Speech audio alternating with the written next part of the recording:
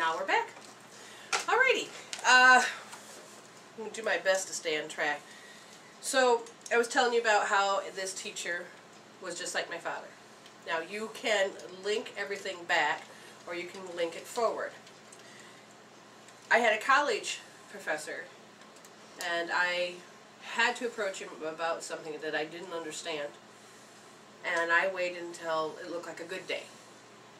So this day was a good day, and I thought, okay, I can go ahead and communicate with this person, and I'm going to do this right now. So I got up, walked out there, talked to him, and he got so mad at my stupidity, apparently, that I was like the last straw. He couldn't stand to, you know, talk or teach anymore.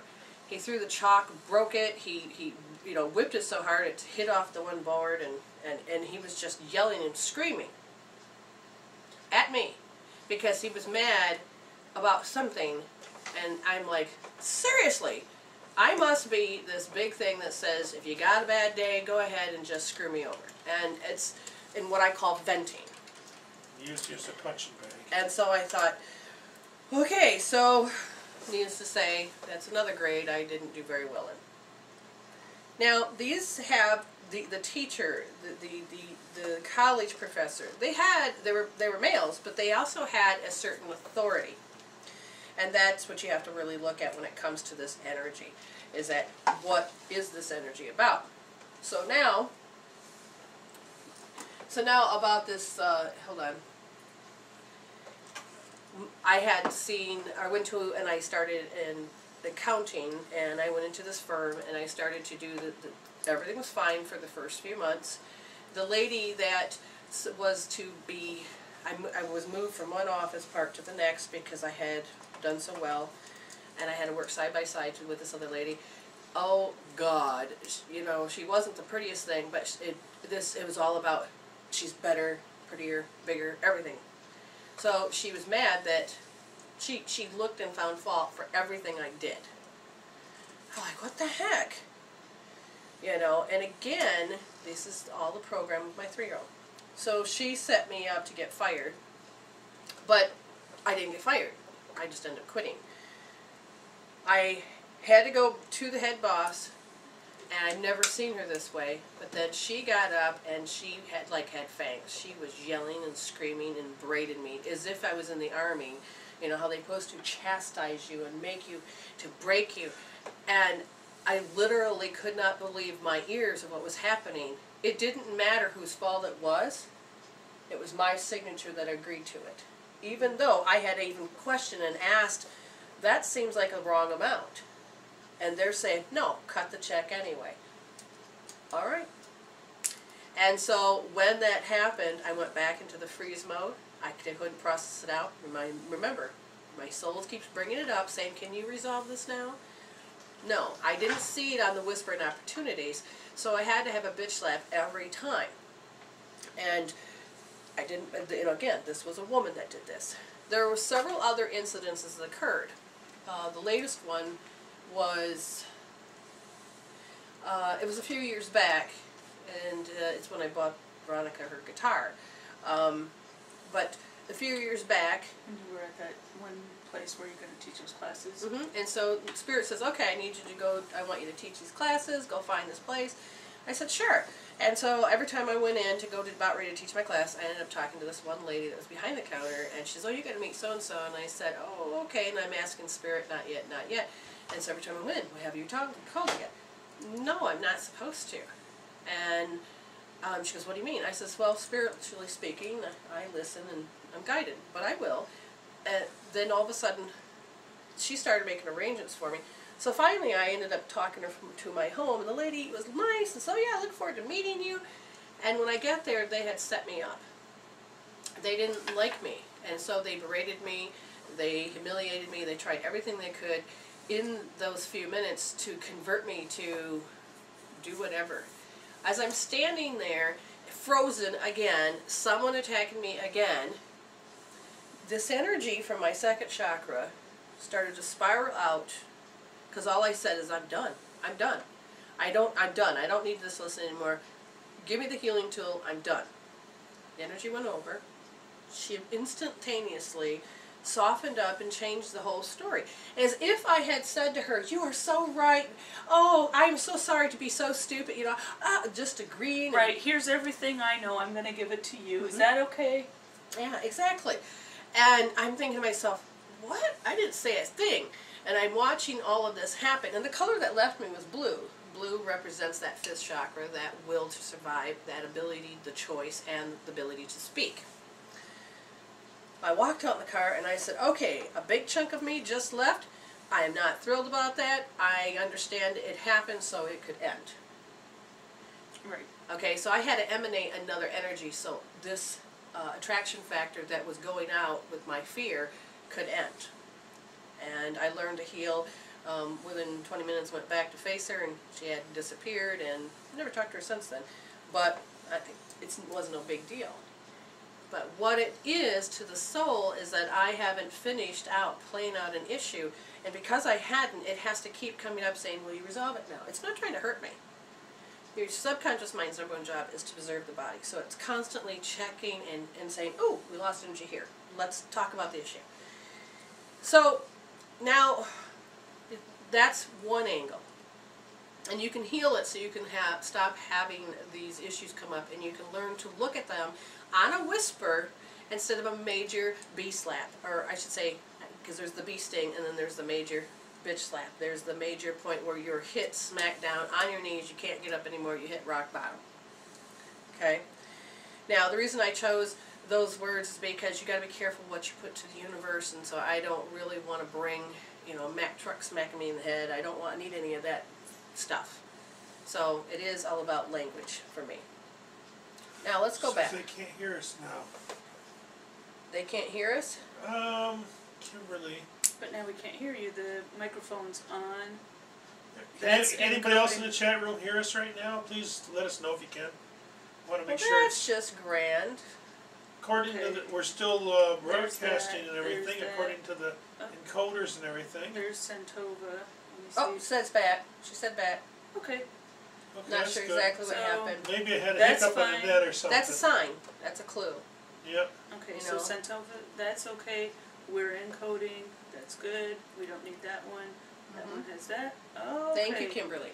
Thanks. Okay.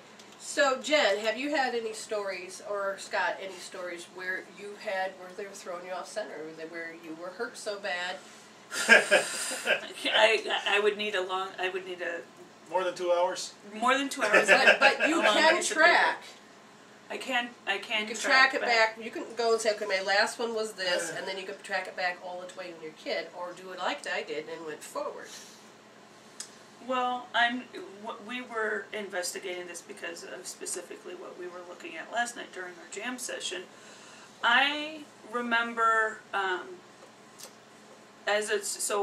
was a year and a half old when we moved to the Washington, D.C. area, and that was when my dad took the job at our D.C. church. Yeah. So my mom, she didn't have a job right away. My sister's 4 years older, so that would have put my sister at 5.5. I was a year and a half.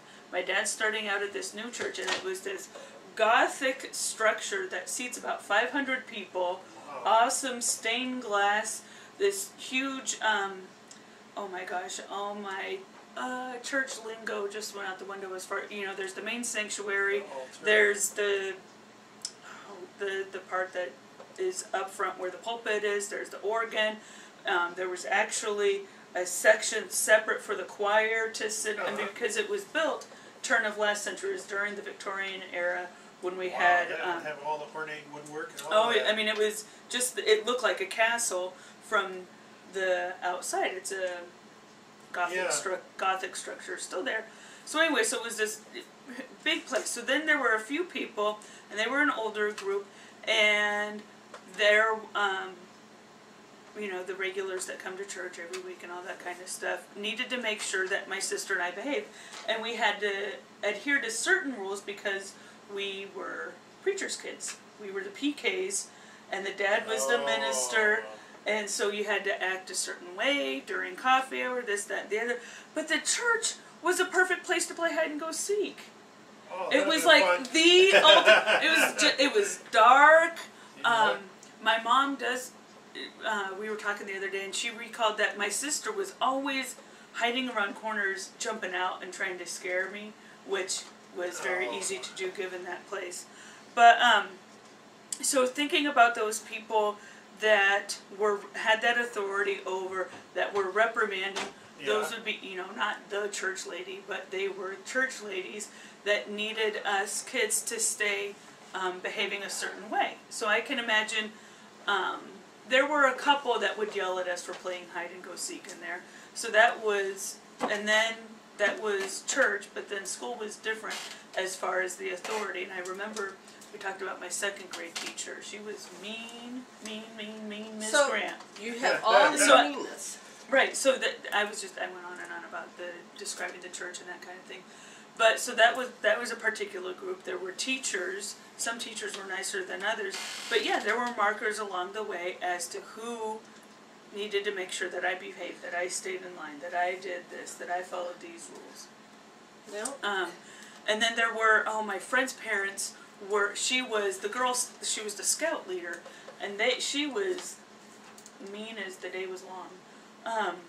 And they beat their kids and that kind of thing, and she watched us after school, and I was always scared that I was going to be beat next, even though she wasn't a parent, but the other adults were in charge of you no matter what. So you saw that energy, it's not equal. Where did you see that energy as? I was, the YouTube video, people can see this, but it was a good level way above where I was. Okay, so when we're talking equal, we use our hands, they're side by side, and in this case she is saying it's at least 2 or 3 feet above her. So it's the intensity of how it was overthrowing her. Did it feel like it had the authority, or did it just feel like it was just going to come in and bulldoze you over?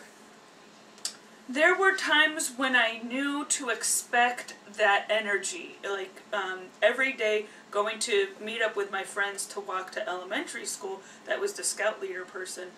I knew what to expect when I walked in the door. If she was nice, I still didn't trust it. I could trust because there was that pattern. There was what do you want to call it? It was a pattern of approaching it every day. I knew to expect it. I knew to expect it. I knew to expect it. So if she was nice, that's fine. But that energy, and it was a push. We talk about, we were describing that, rather than the energy just boom coming out of nowhere, it was just a force that was, okay, and so I was going to encounter. The key for her is force, and that's what's so important. Now, we're telling you from our point of view, but now let's take the twist just a little bit.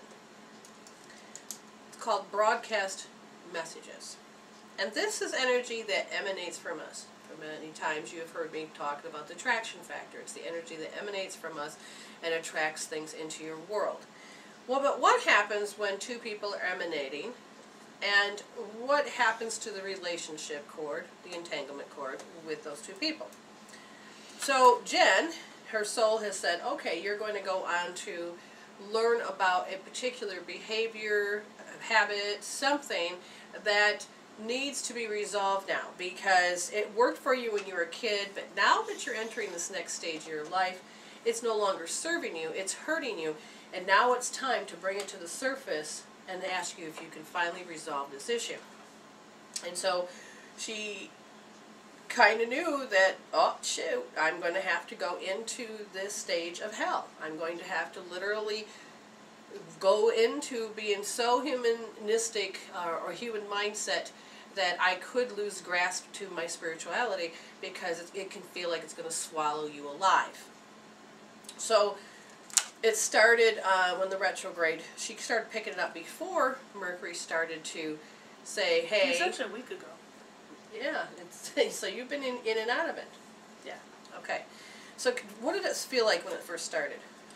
Well, we noticed a week ago doing this show all of last week, because that was a week ago, go figure, that we were out of sync. We made note that our energy was out, we were all out of sync, and by noticing that, we were able to kind of sync up so that we completed the show and that kind of thing. So it was really, what's going on? And really just being aware. It started with the energy that was coming on, preparing for election day and all that kind of stuff. And then we found out, agree. right, then Karen was nice enough offering to share the information. Uh-oh, Mercury retrograde, better pay attention. Okay, so now these pieces just started to come together, making sense as to some of the factors involved as to what was going on This energetically. True. So the group consciousness in the world said, we're not going to be able to agree, we're going to have to disagree. Instead of just respecting that there's two different opinions. Taking, and the biggest thing that I saw was how we use our sensory system to read the environment, people, the surroundings, and it's how you know that other person takes offense. It's not how you take offense, it's how you see the other person taking offense, and that's when you have to have your guard up. That's when you're going to have to fight back. And when I started seeing everybody taking offense, including myself, I could feel, I was like, oh, okay, this energy is throwing all of us out of sync. We could actually be so human that we could fight, go our separate ways, and not want to make up. You don't want to communicate anymore. I thought, okay, this is awful. I've said my piece, you can just go to hell. Exactly. For example. That's what it means when you're really human, too human. And when you over-identify with what's going on, the emotions kick in completely, it just kicks in, and then there's nothing you can do, because when the chemical peptides are being created, you can't help but to play them out, because it's like putting a key in a car and driving the car around. Well, this is a chemical peptide, and it locks into our cells and then drives us around, okay? And I can't remember if we shared this on our Friday show last week. I know we were talking about it, blog talk, bloggity blog. But the time when you were going through your thing where you had taken your energy away, when you were going through your hopeless state, and so then all this stuff was amping, then, you know, all this Mercury retrograde, the election, this, you were going through that thing, then, you know, that was, oh my gosh, what did I do? She took her energy completely away from me. I must have done something so awful that now, crap, I went to bed, I don't know if we're friends. Okay, and on that note, we'll take a break and we'll be right back. That's a good place. What we're going to talk about before we finish this up is that I want to promote something. It's called a telesummit. It's a Healthy, Wealthy Evolution. And I am going to be one of the main speakers. My turn to speak will be in December. And we're going to tell you about our story. We're going to talk about how we move forward. There's 15 transformational speakers that are going to give you tips and tools of how they have learned to grow and transform their world. They have packages they put together that are an incredible deal. I have a $500 package that I'm giving away basically for $127. And it is all of these things that you can learn and transform. I know there's a lot of people out there that are wanting to learn and to grow, and it's not about, like in the old days where, oh, I'm sick and I need help. No, this is transformation. This is about you wanting to consciously take charge and wanting to do this. If you want to know more about this and look at who the 15 speakers are, when they're going to be on the air, it's going to start tomorrow, which is the 13th. And once you sign up, that's all you have to do is you sign up for free. And you can pick and choose who you want to listen to. You can re-listen to anytime. You can buy it anytime or don't buy it at all. But to listen to the 15 speakers, that's absolutely free. Go to www.medicinewoman, the number 4, the letter U.com. That's medicinewoman with an A, the number 4, the letter U.com. And you'll see a banner that says Healthy, Wealthy Evolution. And you just click on that and it'll take you to the sign-up place and all the information there, and spread the word. Maybe there is somebody else that you can do this with. Have a buddy, or with my program that you can sign up for classes and things, so you may want to join up with somebody.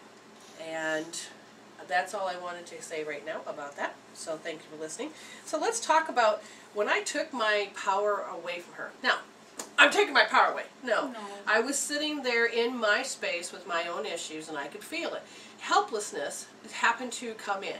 For a person that studies hope, offers hope, and her name of her business is giving hope, I had to go through hopelessness. I had to feel the stages, find the definition. What did it mean to me? How did I know it? How did I define it?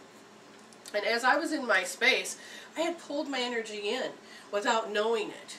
Well, it was a form of contemplation mode, and you become insular and you're focused on what's going on with you, not aware that your energy was not emanating or broadcasting or anything, but that's what was going on. Yeah, but she felt it. She didn't go, oh, I see your energy's gone. No, she could feel empty. There was something that she felt like she couldn't connect.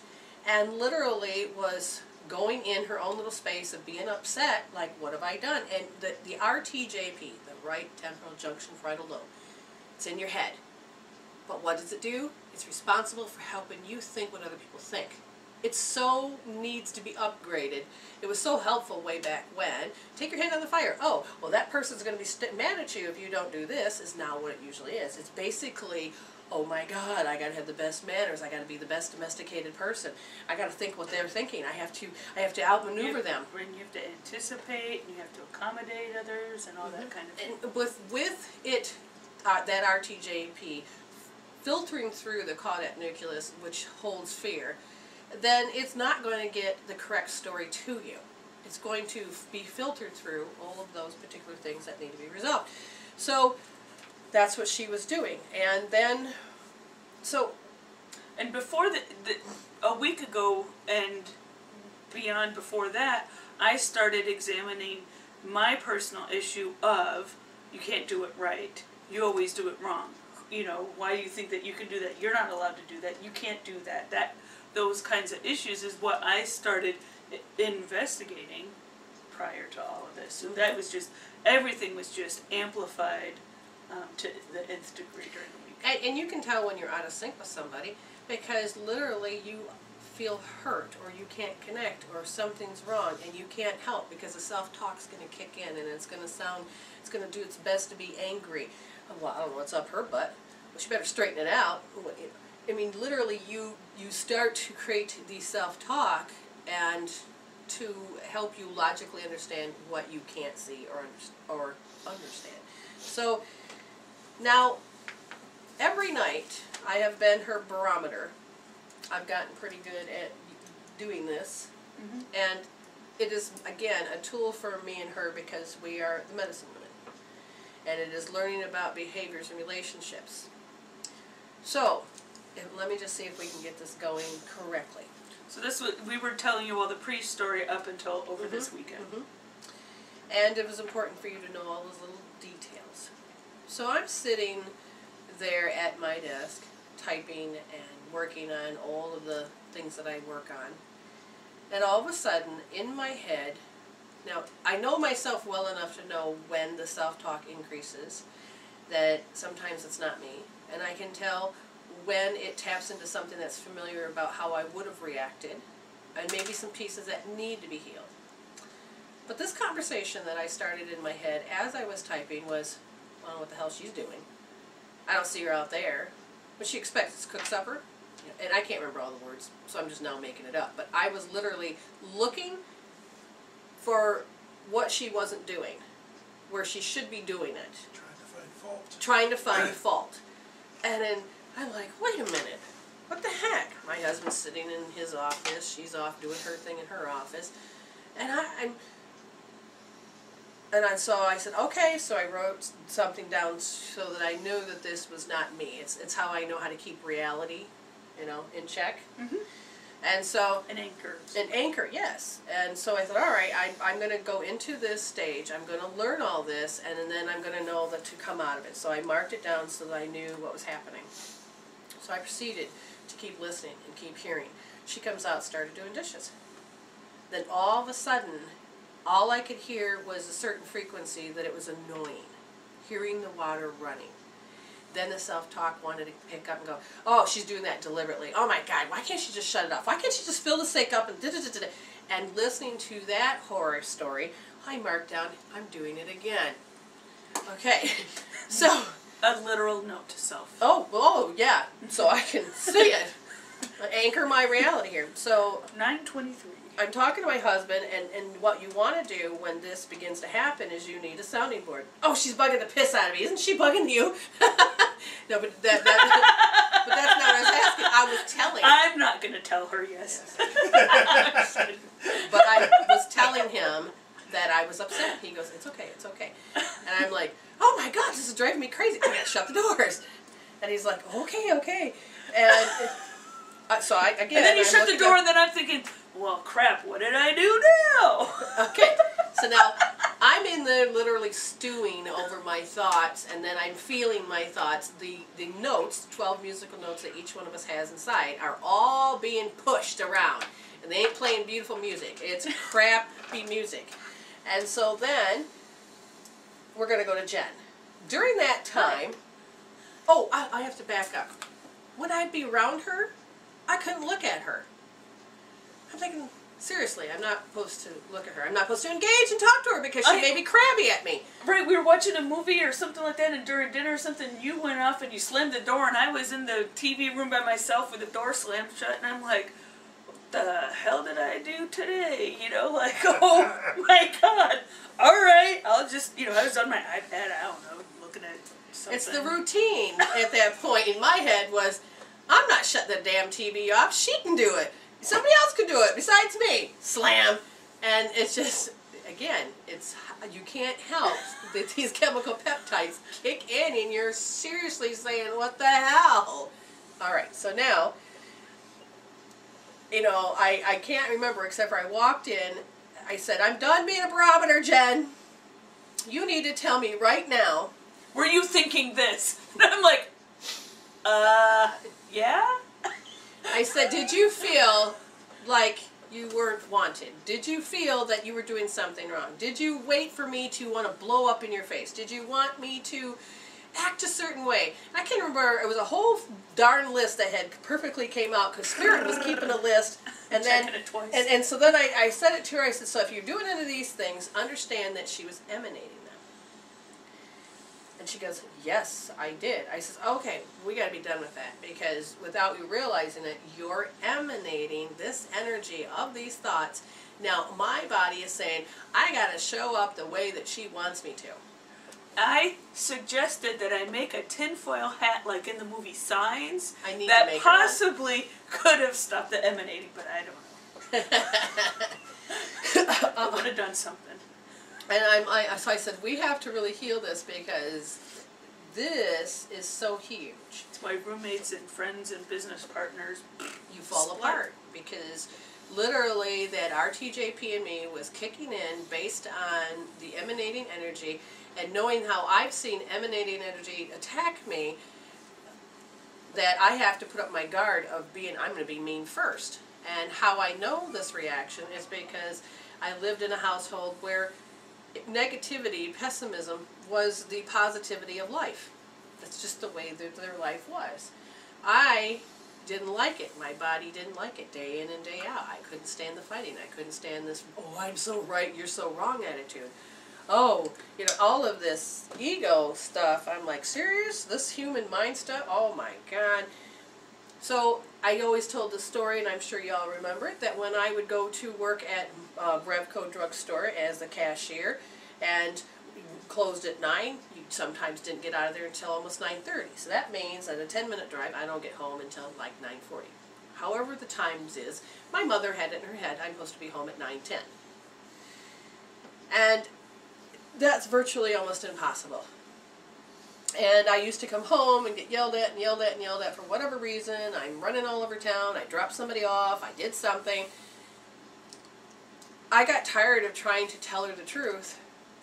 That I said the only way I could survive this beratement, this accusing, was to find in my environment something I could be mad at and then be mad and be mean. So when I walked into the space, I already was mad. And somehow it deflected and diffused her to the point where, oh, well then tell me you're sorry. And I would tell her and she goes, yep, I knew it. Meaning she could put the blame somewhere else. And so what did it do to me? It carved me up to be something else. And so then I would look for something to be mad at, even in any relationship. And it just snowballed into this live and learn. But all it did was to create more hell. So she's creating in her space in her office. I'm creating space in my office. And the two energies that were emanating together were creating a slicing moment to the entanglement cord between me and her. Her insecurities I was feeling. And her you're referring to as Jen at this time, not your mom. Yes, in this case it is to Jen. Because she was in her office and I was in mine. Yep. And as Jen is in there, whatever insecurities that she was going through, I, without knowing it, was starting to get angry in my head. I was literally looking for fault. All the things that she thought people were going to do to her. Isn't that correct? Yes. And the two energies coming together started to slice up that energy cord between us. Literally could cause us not to be friends. It created an emotional entanglement burst because my emotions were going to be just as explosive as her emotions. So when you go to put those two together, it can create holes in your dimensional pictures or that you create with other people. And then when that happens, this is why some relationships just shift out of shape, because there's no way to repair those holes that you made. You're realigning yourself up with other things. And it's, how do I want to put this? It's important to understand that you broadcast an energy. Let's go a little further. We had a friend that had awesome charisma. The moment he walked into a space, people were drooling over him, or wanted to talk to him, or wanted to be his best friend, or just wanted to just look at him. And this charisma would just pour off this person. And I could never understand, why the heck would this happen? His insecurity of hiding who he was behind this charisma energy, that if everybody was focused on this, then he wouldn't have to show himself to anybody.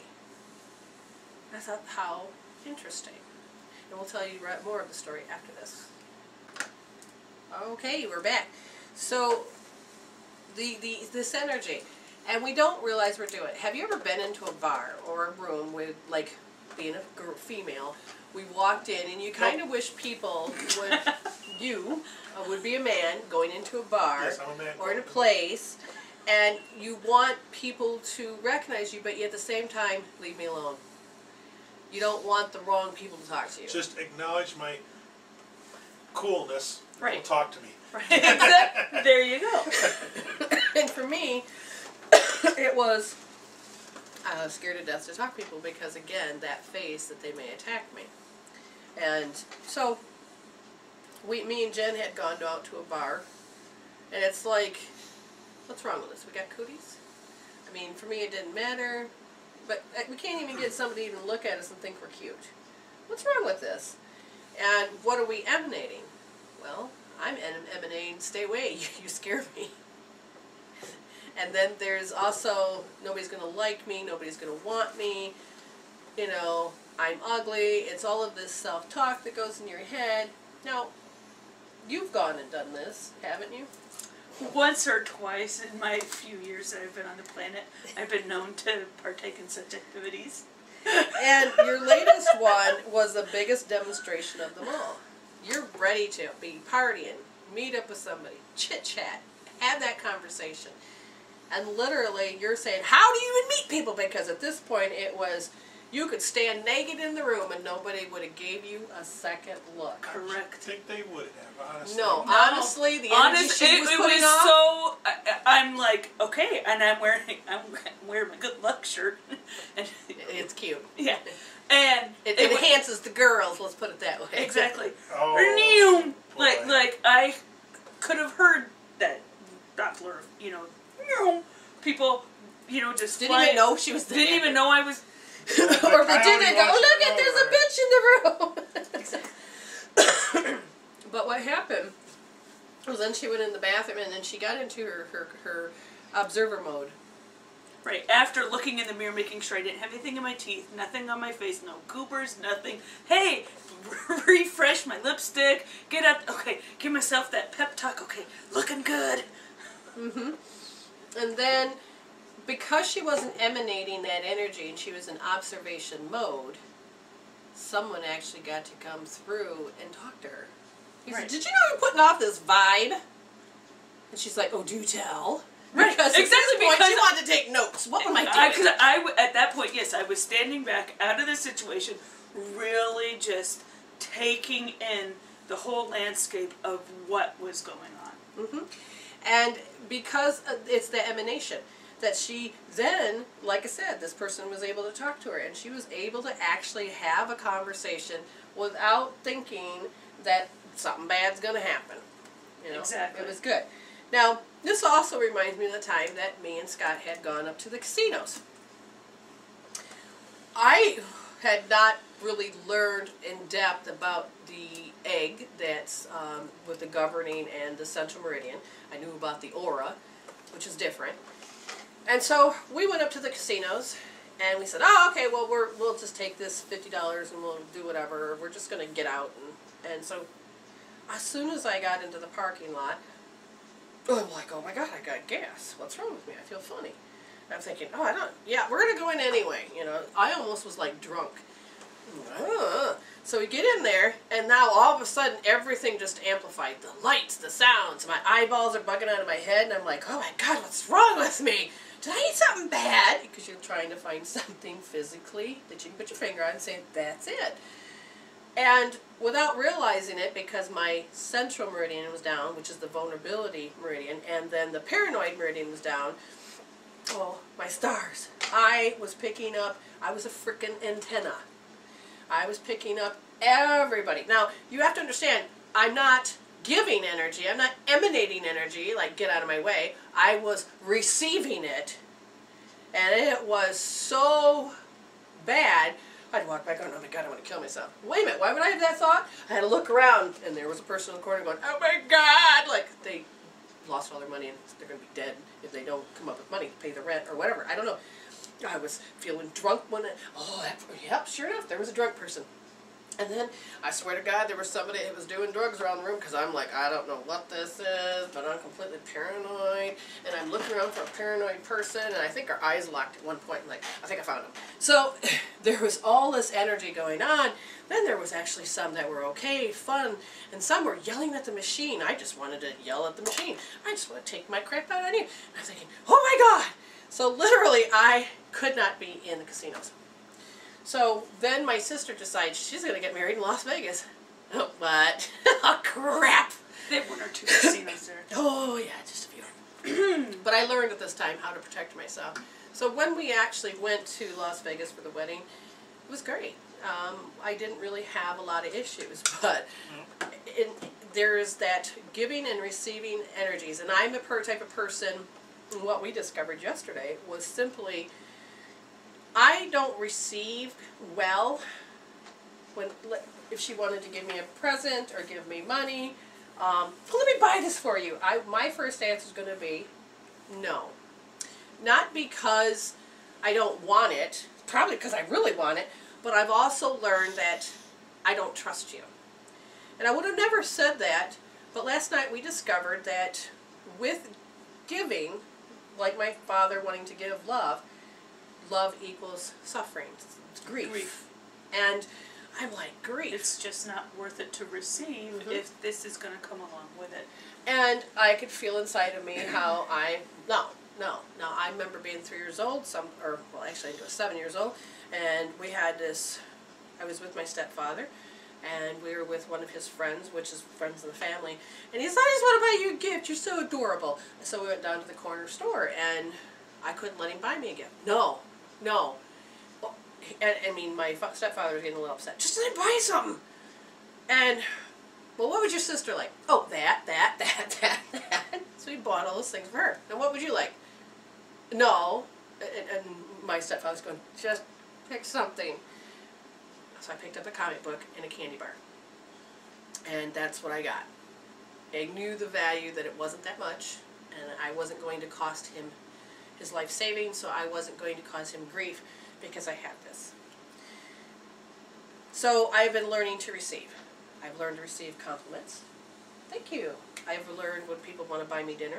Oh, well, thank you. I haven't really pushed it away. But, you know, recently, within the last so many months, somebody said, oh, trust me, I'm not going to hurt you. Just let me do this for you. No. And I'm thinking, okay, you know, I'm going to have to face this issue. Okay, sure, if you want to do that, go ahead.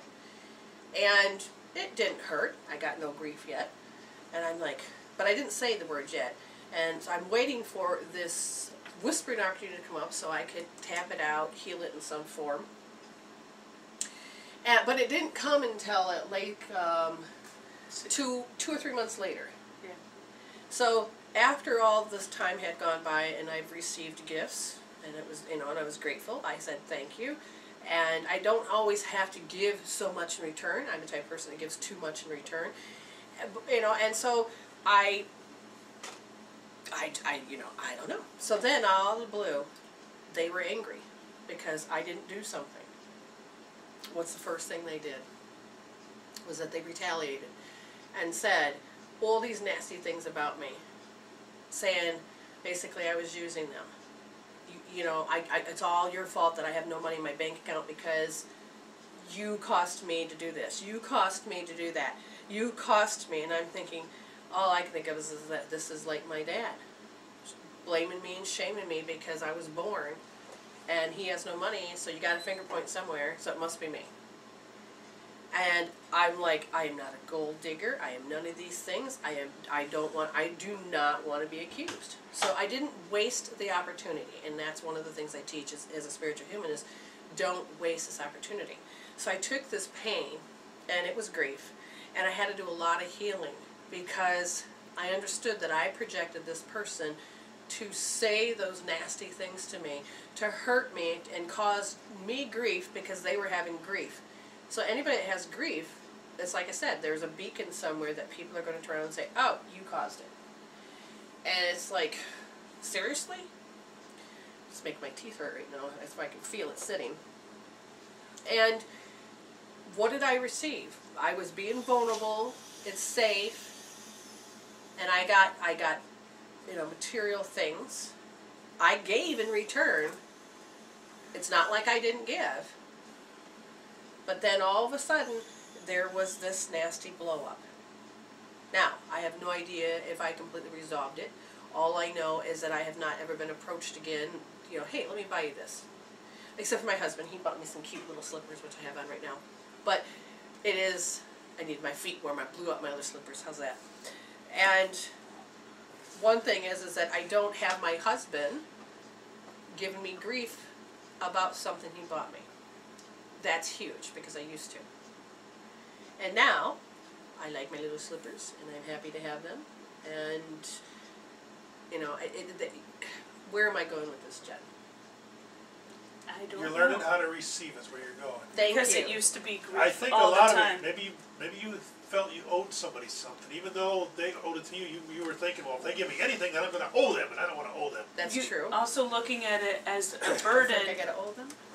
Oh, I used to. It's not a straw. Go ahead. That you were going to be the burden because of your siblings. My burden? Looking around. Yes. And so being a burden causes others grief.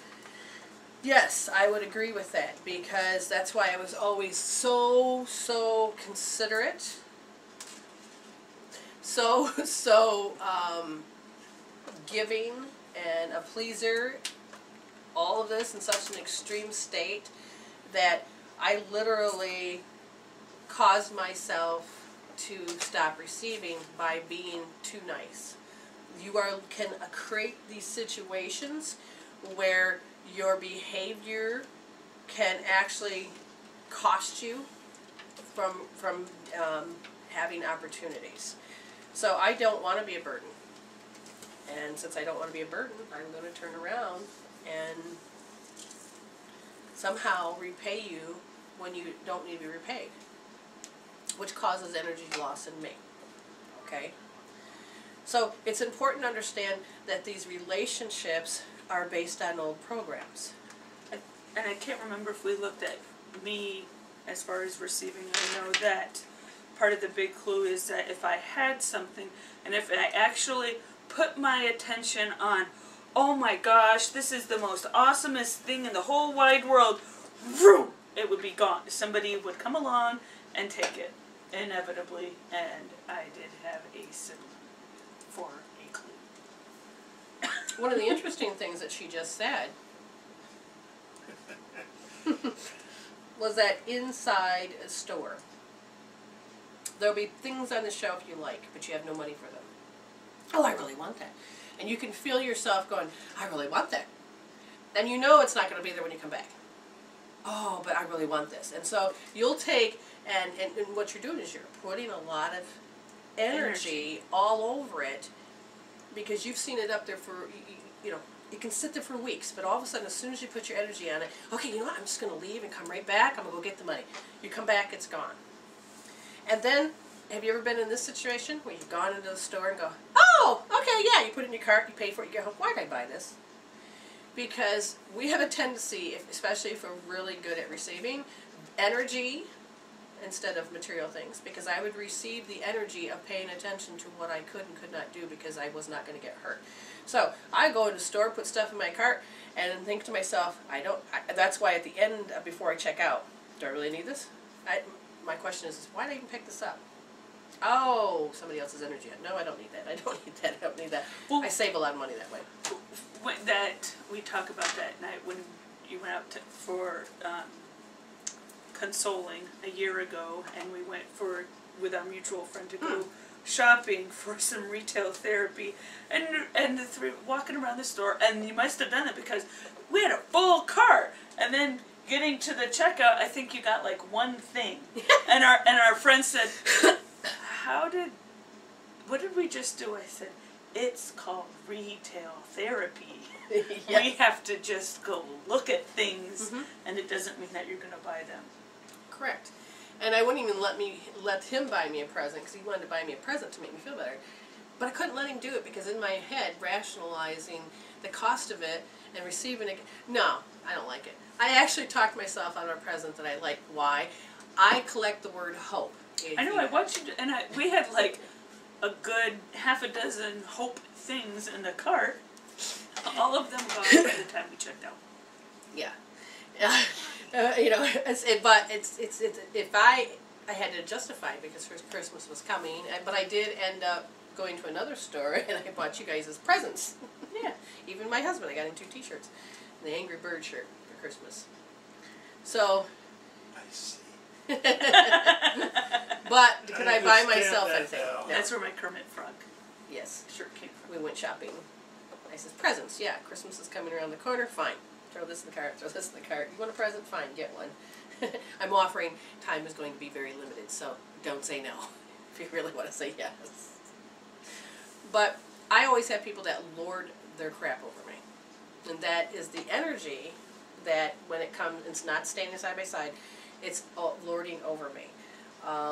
That's something I do not like to do to people. I will actually refrain from doing it. And sometimes that can stop because you need that energy to stand tall and strong when you're doing certain things. And it doesn't have to be that you're going to lord it over somebody. But I also saw that energy, and so I would have to have people do that to me. It goes down to how you know it, how you define it, and how it's going to show up. No one can show up to you any other way than you let them. So it's very, very important to understand. This relationship stuff can be very confusing, but on the quantum level of it, it doesn't have to be. So our souls are mirroring stories, things that need to be resolved, things that need to be processed. I sound like a broken record, but if you're in pain, you need to resolve it. And so that by the end of yesterday's story was we usually have our jam session to process, that's when we do our spiritual investigation, that's when we do the healing, that kind of thing. And finally I'm like, oh God, by the end of the day, God, I know I'm going to be able to go in there and I think I had some issues today. And so then we process them out. you must have processed enough because I haven't really been a barometer for you today. Good. I haven't really heard anything, so you must have achieved something. Did you do any healing? Or did you do healing in your sleep? We'll call it healing in my sleep. I do that a lot. Yeah. Well, the dream that I talked about earlier today that I really don't need to talk about on the air was... Why not? Was It's good for them to learn. awesome. Was... God, She was wearing a cute little outfit, and somehow she kept exposing her right boob. She didn't go peekaboo, it just kept falling off. That's not the I guess we're going to talk about it on the show tonight. Oh, that's why you love me. But she was exposing herself at this place and not wanting to. She kept trying to cover it up and hide it. And this guy that is more carefree kept buzzing in her ear saying, "You got. What are you doing? What are you doing? What are you doing?" And I'm like, I'm trying to tie my dang outfit together. Quit. But her Pointing it out. parts of herself that is easy, laid back, is saying, "What are you doing? You're not supposed to do it that way." So then my question is okay, Jen, if you think exposing your boob is wrong, which is a way that you're going to show yourself, so what part of you, when you go out here to the world to show yourself, what do you think is considered bad? Any part of you? And and that was the question that left it open, was where is it in your life that you feel that you can't stand up, have your voice, do what you need to do because you were told it was shame, it was wrong, stop it, go home? Okay, so looking at the parts, and it reminds me... I have no idea if Kimberly, because she says, been there, done that. Had a dream or exposed your boob? That's what we're curious about, Kimberly. And we know that we'll get the answer from our faithful friend. Yes, okay, Jen. So... Boob! It's her boob! She's no... Jen has a lot of boob stories about that. And we'll be back after this commercial. With more. That's called a teaser. Things. So, yeah, have I Brenda flashed no my longer boobs? shows her boobs. Yeah, I breastfeed. That's how I showed my boobs. Jen, she's just did it for free drinks. I wasn't... Nothing else was going on. They use them or lose them. I was on a budget in college. I still like beer. What's your point? Would it work now in the bar, or would you get in trouble? Oh, I bet. Would I get... This is Jen in college. It's like, plop. Hey, big boy, set one on each one of these. What do you mean plop? What does that imply? That they're what? Oh, you've noticed the size. You No. got to see the color of his face on the video. No, I noticed nothing. I'm very He's married. Oh, he's healed embarrassment. That's good. Yes. Oh, I'm not embarrassed. Nothing embarrasses me. Oh, that's a challenge to Jen. No, I didn't say Well, challenge. it will be interesting It was because just I'll a be fact. watching this energy. Really? Oh my gosh, I can see it now. It's all right. Jen's not paying attention. She's trying to think about the free beers she used to get right now. Buy the pitcher full. So, A pitcher for a pitcher. yeah, now they can Click take right all the pictures. Thank God there was no Facebook then. Oh That's my gosh. true. Yeah, no cameras. Okay. So Kimberly said it's not that she was flashing boobs as much as she had boob dreams. Yes, I think we've all had boob dreams to some degree. But your dream was simply about... No, yes, Scott, how was your boob dream? They might be know. different. Mine were a little different. They weren't mine, I'll say. Good to know. So would you like my boobs in your face? How's that? I've heard that before, but not Okay. from him. No, but she did get a pickup line that said that. Yes. And did it work, Jen? Yes, it did. So now you're going to get, everybody's going to, can you put your boobs in my face? You're going to say... I get to pick and choose. Okay, now that we clarified that. Fascinating. Okay. How about you look on your little iPad and decide what boobs mean in a dream? I know it's about nourishment, and it's about that way to nourish yourself, the giving and receiving. And sometimes, oh no, I cannot do the boob chip story in a minute. They're all talking in my head. Full. In her dream, she had a cute little outfit on, so her appearance was that she was cute, and she was fun. I excel at being cute. You have to look at that camera shot there. And what happened, just focus. Jeez, I'm having her trying to, you didn't put dream moods together. Thank you. She talked This about is her right boob, fascinating. which the right represents the conscious reality. And her boob is about nourishing. So how is she facing the world? Is she allowing herself to be exposed? Or does she have to hide? Does she need to be in a certain position that says she can't be? Then she had the person that is set back and just laid back and says, you know what? What are you doing? You keep it together. Keep it together. And you're not supposed to be other than what you're told to be. Then you had a woodpecker. He would turn into a woodpecker? Yes. Yes, the man turned into a woodpecker. Or a hummingbird. Okay. Really, there's a difference there, Yes, the woodpecker is a nice rhythm, new rhythms. Like termites, yes. Time of new rhythms and new beginnings is here. Build for the future in the manner best for you alone, for success. The hummingbird stands for renewal. Dreams and new joy are within each reach, opportunity for accomplishment, along with promising success and renewed health. Now she had both birds because she couldn't tell the difference, but the message is that she hears with her ears. She takes in with stress. She takes in through her ears instead of the rest of her sensory system. And as she does this, if it's something that's disturbing her, she'll have ear issues. Yes. So they were telling her the stuff that she is fed, the stuff that she hears, the stress, she can just, it's time to let that go and let a new dream in. You don't have to keep listening that you're doing it wrong, You can't do it, you can't do it right, you're not allowed to do that. Because yesterday, before we had our jam session, which one of these days we're going to videotape, that means we'll get in our jammies, get some teenies out, martinis, and just do a jam session so you guys can see what it is. And how silly and nuts we are. I haven't decided. I haven't decided if I want to do that yet. We may even be dorky and put our hair in curlers, which neither one of us curls our hair, but... Right. Can't videotape the fact that we watched Charmed.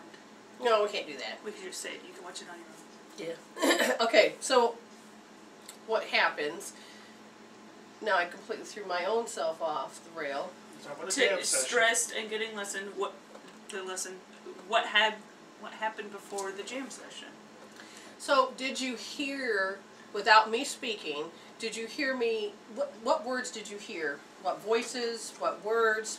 Did you think I was going to bark at you? Did you think that I hated you? Do you think that I was condemning you? What did you think that you heard? Up until the point when you said I'm done being the barometer, I figured we were okay during dinner, but then there were moments where, as I said earlier, that I just felt like you were mad at me, but I wasn't sure why. Okay, so... But on some level I knew it was my fault. So her frequency of picking up the environment, because we have 10,000 cues we do in a snap, she would hear that vibration instead of just seeing it. She could visually cue it, but her interpretation would be through the ears. So I was speaking loudly even though I never spoke a word. And even if I was not being what she wanted me to be, she would still have that lens to see me that I was being mean. Okay? Because it is based on the thing that needs to be resolved. Alright? So, what did you find out? To see breasts in your dreams symbolize primal nourishment and your need to be nursed and cared for. The breasts represent motherhood, nurturance, and infantile dependency. Alternatively, breasts indicate sexual arousal and raw energy. Okay, so let's look back. Jen is moving to a stage in her life where she's always been independent, but she is also very much still dependent on help on certain areas. There's a part of her that doesn't know if she can stand up, expose herself, change her conscious reality to be something more than what she is. And she's growing from the child state to the next stage that's about, can she allow people to care and nurture her? When she was littler, her mother goes, you won't let me help you. I mean, the mother could literally see how she was shutting down of not receiving the love and care. The mother felt like, I don't know how to help my baby. Right. She felt she was doing something wrong. Right. Correct. And see, so Jen knows me as the soul coach. And so when she comes into my office, she gets the soul coach when she needs it. And that is a great nourishment. But when you leave my space, just like when you leave the classroom, You go out to the matrix and it is all this bombardment of people emanating energy. The world is, an awful place. But can Jen be nurtured by somebody else? My husband, is a wonderful person, and he's been cooking, helping me cook suppers and cooking me meals, and that means since she's living here, he's cooking her meals too. Well, one day he got her a drink. That was, she left her glass just sitting on the counter. He went to hand it to her. She wasn't about ready to receive that. Because that was foreign to you to have somebody help you. You had to be independent and be mean to some degree. Well, I had to show that I could do it.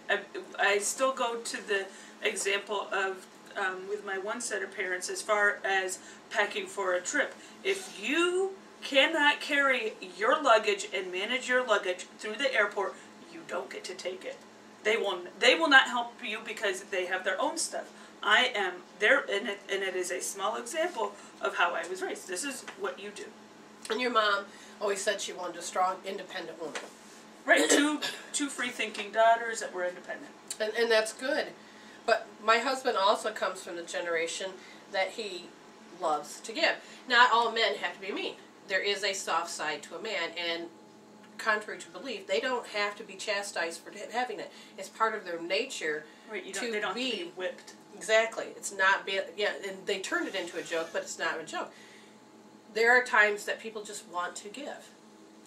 And he is a very giving person as far as, he sees a need, he fills it.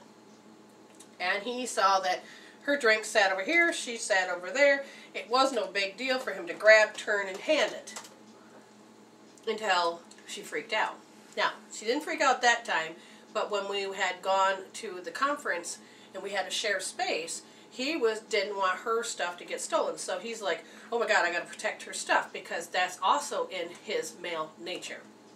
And he didn't know her well enough to know that this is her routine. And so he was only there to protect her. So he goes in and puts her jewelry in the jewelry bag and kept it safe. And he's doing the protective thing because that's just part of his nature. She kind of got mad, blew up, but she saw him as a father figure, because did any of the males in your the father figures try to take care of the situation? Take care of Maybe telling you're doing it wrong. When he put the earrings away, it made you upset. Right. But why? Well, I seen her. Right, because it was more of my territorial thing, I think, at that point, more than the male energy. So when you were growing up and having your stepfather, you didn't want him in your territory. Right. Okay. So that weekend, she kind of made us be like her parents. And it's like, I don't like this position, because... But again, the nature is that who are we? What are we going to do? And so we go into roles. Very important for you to understand roles. Imagine the kind of relationship that you have with your parents. Okay, now you haven't been around them a long time. You're great, you're independent, you're growing up, you're doing what you need to do. Mm-hmm. You go home. What happens to you when you go home? You go back into that frequency and back to the memories, into that environment. Right, it's very easy for me to slip into being the teenage self in that household. See, and I only had experienced it once because my mother died so young, and I don't have a father. But when I came home after my divorce, and when I left, I came in the household, and I was already put in the position. But one of the things I noticed, I was put in the position of having to be the caregiver. I grew up in my household as the caregiver, even though I'm the youngest out of all of them. I had to be that person, even towards my mother. I had to be this caregiver. And when I was off on my own with my first husband, I wasn't taking care of anybody, really, except for what I was expected to take care of with my husband. And I was taking care of the business, which was fine, but I never really ever had anybody take care of me. It's been an interesting way of receiving, because this whole year has been, you need to let somebody come in. and messages of the body. In one point, it was talking about how you have a parent that is very much a nihilistic, pessimistic person that rejects your ideas and puts you aside to the point where you have to raise yourself. And I totally can see how I have been in a negative family. I have a great family, literally, but back then, negativity was the thing of being a family. Okay? I literally push that away, and I don't want it. Because I don't want it, my body, and if I can't make it stop and it's going to persist in front of me, my body is going to start showing me that I have no choice. Okay? I have to act this out. Because my bodies make the chemical peptides, I'm reacting that way. So your siblings didn't have to even though they went off and got married, but you came back home, you were still the caregiver? Yes. It was funny because when I was growing up, they would tease me and say, "Oh, you make the best grilled cheese sandwiches here." They would somehow convince me that I was the best, and so they made me do it again and again and again. That's why I don't like to tell people what I'm good at, because then they're going to put me in charge of that and make me do it and not ever help me again. So to stand up as the expert of what I need to do, it's hard for me because I still have that, still have a program somewhere that's running that says that if I do this, then I'm going to have to be fully responsible for their actions, their behaviors, there's this and that. Being a healer, I can't help anybody heal. Okay? Listen to the statement. I can't help anybody heal that don't want it. I'm not supposed to be responsible for your healing. You have to be. I can only show you about healing. You have got to do the healing. So the greatest healer is when the person heals themselves. But we have the logistics of words, so I say I'm a healer first, which demonstrates that what I do is that I use tools to help people heal. I can't do it. You got to. But I know the knowledge and I can pass it on to help. Does this make sense? Yep. Okay. Because the analogy is you help a person, you teach a person to fish. Exactly. Keep feeding them. Yes, and it's so important if you can nourish those people by giving them the tools they need, then you won't have to worry about them because they can get it down. We're going to take a quick break. We'll be back after this show, or the thingy. The Commercial. Known as a break. Yeah, when Brenda-isms come out, I can't come up with a word to save my life. It's this, that, I usually leave those out when I write, but when I'm talking, it's that thingy, that gizmo. Over there. Or there, whatever. You don't need no adjectives or nothing. They're trying to educate me. That just... Okay, so, relationships. Now, what we're going to do is we're going to pull something, and I have no idea. Yeah, that doesn't work. I shouldn't say that in relationships we're going to pull something. That doesn't work. Well, for the men maybe, but no. Relationships, we're going to pull a card, and we're just going to see what comes up. Deception. And reconciliation. Oh, it gets better. Gin coffee. So somebody is wearing a false mask in a relationship, and what happens is that usually we all wear masks to some degree, but some people do it intentionally. And the reconciliation is that someone from your past is returning to your life. And these two cards are representing what? I don't know if it's anybody in the room or what it is. So I'm going to look at what is this about. And this person, soul, is emanating out how you creating to have people deceive you, and that you have people coming from your past that wants to communicate with you. And this is based on the Bone Collector, which is up to reversed. That's and the it first says, card, huh? Yep, the past has a way of repeating itself when you haven't learned lesson inherited in an original situation. So, this is a repetition. You always get somebody that's deceiving you in some form. And that somehow these people always come back into your face. But if you haven't resolved your issue, then you're going to have more of a repetitive story about how it's always going to begin and how it's going to end. You're faced with this now. The bone collector is here to challenge you to see yourself in a whole being, or as a whole being, and not one who is perpetually trying to heal an old wound. You repeat the past if you don't reclaim the thing you believe were lost. The information you seek lies in your history. Now, this is interesting. You repeat the past if you don't reclaim the things that you believe is lost. And most of the time it's your energy. Some type of an authority, some type of right, your freedom. And as I was explaining to people before, and I don't know, sometime one of these shows this week, was basically based on Jen, I said, Jen, so what was lost? And we figured out it was freedom. Okay, so now you had to fight for your freedom. Yes. And so she had to learn to protest and fight and demand. And then I says, no, but you really do have your freedom. And so then I pointed out, how does she have her freedom? Well, she has the freedom to live where she wants in the United States. She has the freedom to live the way she wants as far as being a medicine woman, as a Swedenborg minister. You know, you really do have all this freedom. Mm-hmm. But if you are still protesting and you still believe that's lost, there's no way for you to enjoy this freedom. You're always going to have to feel like you don't have it. So the marker sits in you, and you keep emanating out into the world to keep proving to you every time that you don't have it. Okay? Familiarity in this case isn't an invitation to dance the old dance again. Instead, it is to call to retreat and choose differently. I will tell you, use it as an opportunity. Don't waste it. Use a healing tool that we have on our website, www.mwrevealed.com. Look on the left-hand side, healing tools, and then there's a whole bunch of them. The bone collector has a message. If you do what you did, you'll get what you got. Her warning is delivered with kindness, for she has deep in love and respect for you. She will protect you.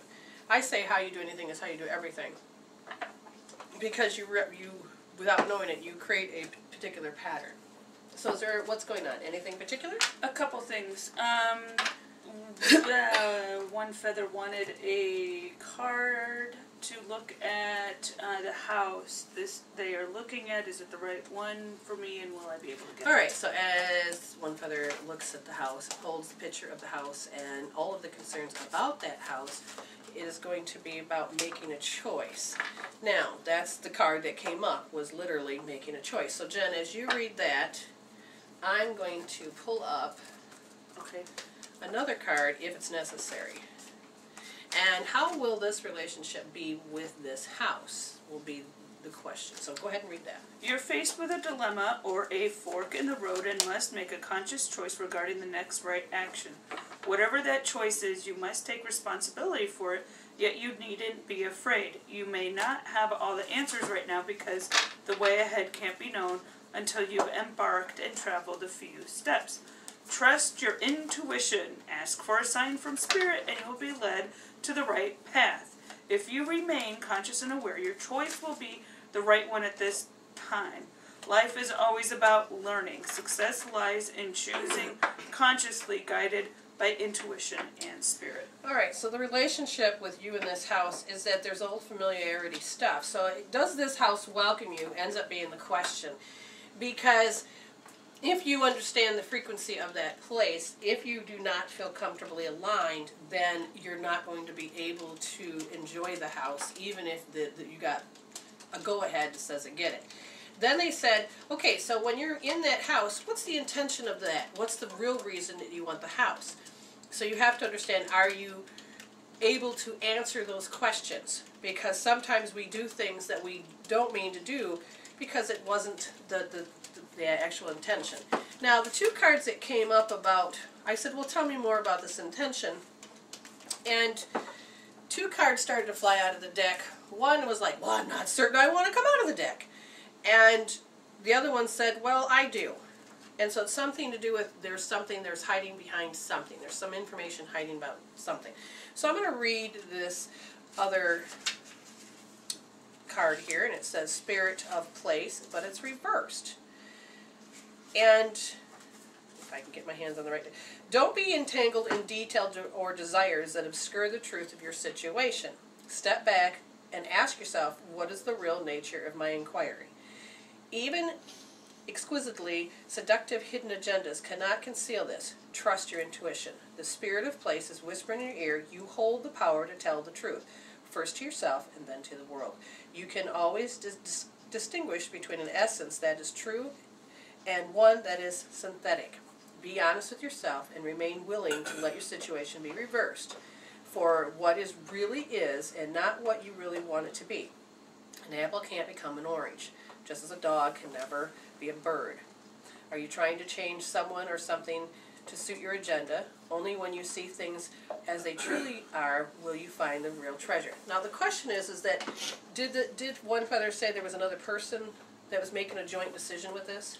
It didn't appear that way in the question. Okay. Because I feel like there's another person involved, and I didn't know if it was with his mate, whether or not are you doing it because they really want it, but you feel deep down something's not correct. I really feel like you have to decide if this house welcomes you. Cool, it does feel good, and yes, the house will work for both home and career. Okay. And then no on the other question. Which is, I don't know. Possibly with another person? Oh, that could be I it. think. Okay, so if you feel like it's correct, then the cards are saying, so now I'm going to take one other card, because it says as long as you're clear. So now if this relationship with this house is clear as he said it is, and his question was, is that, will he get it? Is that what he's asking? Yes. One feather. I'm looking at, is it the right one for me, and will I be able to get it? Is it the right one, and will it go through, so will the transaction be complete? Okay. The mate. Okay. No on the mate. No on the mate.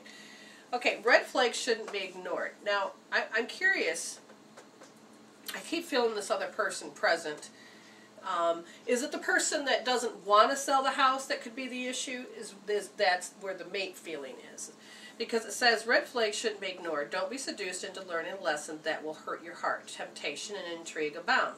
But be careful, because you can't win this particular challenge. Heed this gentle warning about wanting and longing, and the fantasy of belonging to someone, something, or identity that has no true substance or longevity. Ignore this alarm, and you'll be wandering around in circles near the edge of the dragon's lair. Choose another path, or choose a path for your treasures lies elsewhere.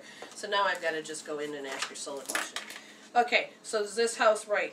Oh, energetic-wise, it's a perfect house for you. Will you get this house?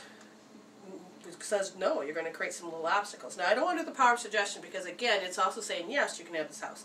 So I have to ask, what kind of obstacles are you referring to? And that is about wounded pride.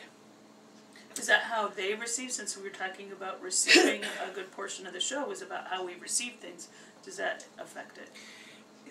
Yes, I do. But I also feel like the person trying to sell this house is how do I want to put it? It's not that they're being dishonest. It's just you may have to say, no, fine, I'll pay an extra this or I'll do that. Wounded pride, why would that need to come up? It sounds like part of the decision of how you motivated to buy something. So there's the strategy of how you buy something, especially something big. Wow, all I got is this picture that somebody said, I told you so. That's huge. That can hurt your pride. So there must be somebody that's disagreeing with you about this house. All I can tell you is this. It's not about them. It's about you. If that house is meant to be for you, it will come right in alignment for you. Because there are things that we do that other people don't understand, and they think they know it.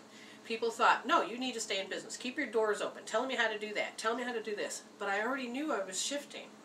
And telling them was not helping. But they kept telling me, no, you're going off course. I'm thinking, I'm living my life based on spirit. Right, so it's about tipping your hand. And then when you tip your hand to tell people, oh, this is what I was going to do with the class, and then they were free to say whatever. Maybe this person isn't supposed to tip their hand as far as... Well, I just feel like somebody has a say in this and they shouldn't. And I don't know if they've met this person. And so my question is this person an apparition, somebody that's living on the other side? Yes. Somehow, I can't even get past the threshold. I can actually walk up to the door, but I can't get past the threshold. And I feel like, so is there a lot of protection around this house? Has somebody prayed over this house? Has somebody, there's, it's not evil, it's not any of that, it's just, I can't explain it. It's a particular pattern that, yes, that's one thing that I see, it's a particular pattern. What else? Okay, so if he wanted this house, will he get it? Oh, hands down, it looks like yes. But will he create an obstacle stopping? Yes. And that obstacle goes back to being wounded pride. Because this is a major decision about the dream that this person wants and how much he's going to get it. But there seems to be a price to pay. And this, I'm not talking money. And this person said, I feel that is on point. There are a few people who might want to see me stay put, but I'm disconnected. It has been on the market for a long time. Well, maybe you can get a great deal. And maybe the thing is that you have to be okay to lose your friends to get to where you're going. Like I said, if this is meant to be where you're at, then whatever it is, you need to do it. And let things fall by the wayside. Mm-hmm. That's what I feel. Okay, anything else going on in there? Something we can talk about afterwards. Okay, no problem. Okay. Anything else for one feather would be great. Clear his conscience. You did nothing wrong. Clear your conscience. You did nothing wrong. Some people keep feeling like somebody has fed you a power of suggestion that you might be sinking your money in the wrong hole. If this is your belonging of where you live, then the reason why it's supposed to be off market for a long time is that it was probably waiting for you to get in alignment. It's not like a business that you were going to have down the street, and a business, and every business that tried to get there failed. I would say don't buy that building and put a business there. No, don't do that. But if you're going, so if you're going to do it for your home, and you already know that it feels right, you have to go with what your spirit says. Because there's a part of you that knows that no matter whatever is going to happen with this house, you're meant to be in alignment with this house. Do what you need to do to take you to that next step where you need to be. So just follow. That's what I feel. Wow, our show goes quick. And again, you can learn to ask questions in the beginning of the show anytime, and we appreciate it. I wish there was just more time for me to give the information. We're about ready to sign off. What do you want to say, everybody?